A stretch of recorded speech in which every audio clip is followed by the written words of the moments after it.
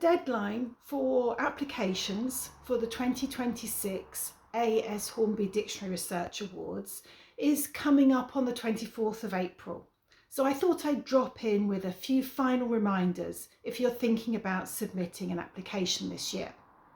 So I guess the first thing is make sure you read all the information available on the website carefully. Download the information for applicants, read through it, including the FAQs. These have been put together over the years to target some of the issues that have come up with applications that don't qualify. So make sure that your research qualifies and meets the criteria for the awards.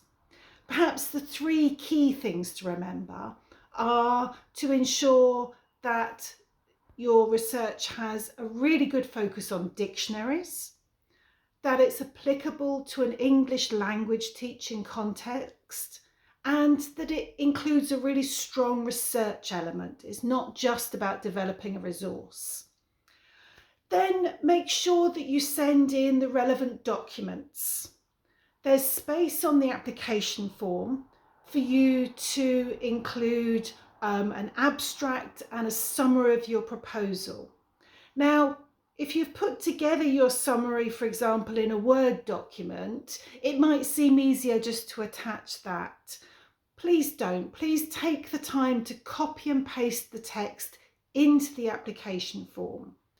When we have dozens of applications to look through, and if we're having to search around to find the relevant documents that aren't what we expect, that really causes us issues. So we'll be very grateful if you could send what you're asked to send. Another thing that we often come across is that proposals have clearly been written for some other situation, maybe for a different funding application. And of course, we understand that you might be applying to various different places. But if you're doing that, please have a look at your proposal again and make sure it's applicable to the ASHDRA criteria. So that might mean a few little minor tweaks, shifting the emphasis slightly. And that could mean the difference between an unsuccessful and a successful application.